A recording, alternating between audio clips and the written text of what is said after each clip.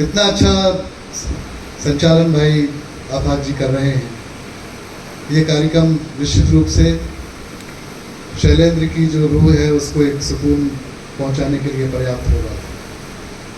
ठीक 100 साल पहले, 101 साल पहले शैलेंद्र बिहार के एक आरा ज़िले के अख्तियारपुर गांव में एक परिवार में जन्म लेते हैं, केसरीदास जी के यहाँ। और धीरे धीरे अभावग्रस्त और परेशानियों में आगे बढ़ते हुए उनके पिता किसी मुसीबत के चलते मेरठ में अपने बड़े भाई के घर आ जाते हैं। और कुछ दिनों बाद ऐसी स्थिति आती है कि पिता का देहांत हो जाता है और शैलेंद्र, जिनका नाम बचपन में शंकर केसरीदास शैलेंद्र था, शैलेंद्र बाद में हुए हैं, वो किसी तरह से संघर्ष करते हुए मथुरा और झांसी आते हैं। और झांसी में एक जो रेलवे की नौकरी है वो करते हैं।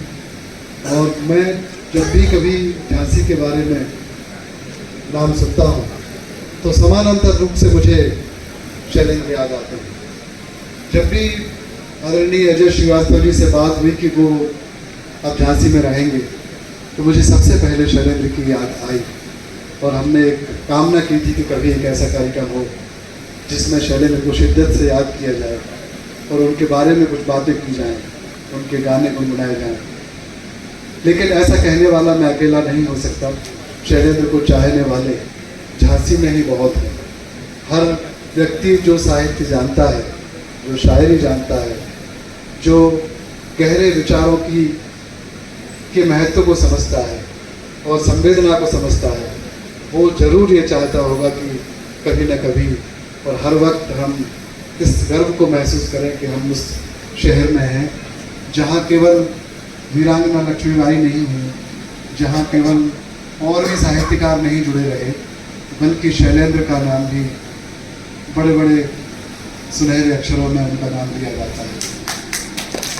ये बिल्कुल एक फैक्ट की तरह है कि झांसी का जो रिश्ता है साहित्य से, वो हमारे हिंदी के जो साहित्य है अगर हम विभाजन करें तो वहाँ से शुरू होता है।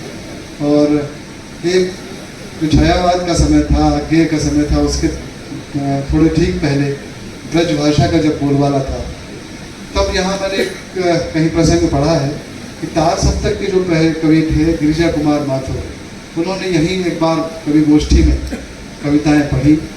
तब उनको शायद हमारे जो कर्मवीर हैं दादा माखनलाल चतुर्वेदी, उन्होंने